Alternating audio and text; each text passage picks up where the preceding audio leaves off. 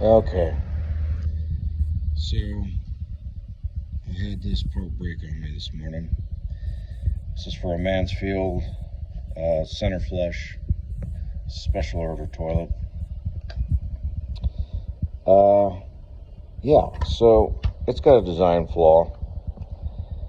Down here from the factory, it's just a spring retention with this flapper valve. Doesn't work very good. Broke off. That's a design flaw. Like I said, it's cheap.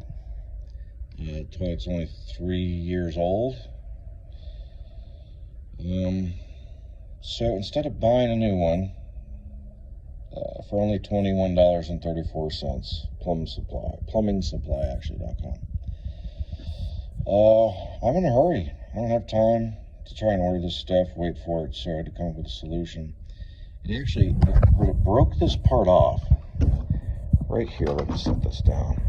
When it broke this part off and it came apart, somebody else flushed the toilet and it sucked this thing down inside of the, underneath the tank and towards the bowl, so it was totally gone, which was not fun. But regardless,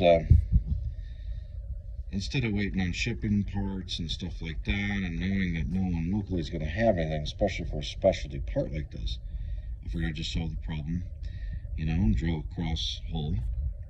So I just drilled a cross hole with a 3/32 drill, and I believe it's a 14 gauge wire, it's a little smaller Romex wire. I think a roll pin, if you have a roll pin around, might be a little bit better, but the copper and water's not a concern, clearly. So, just something to go in there simply and hold it and fix this just cheap design that you see everywhere. Is just thinking on your feet and, thinking, what do I got to do and how do I prevent this from happening again?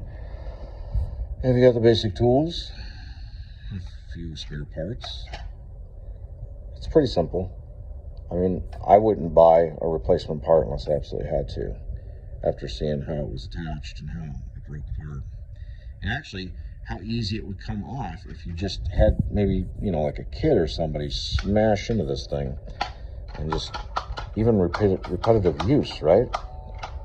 Over and over and over. Now it hits the copper.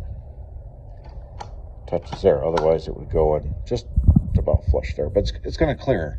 So when it comes up, it's sealed there. When it comes up, there'll be plenty of clearance for the water. Shouldn't cause any issues. Like I said, just an example of how to avoid thinking you have to buy new parts all the time, especially when it's just going to break again.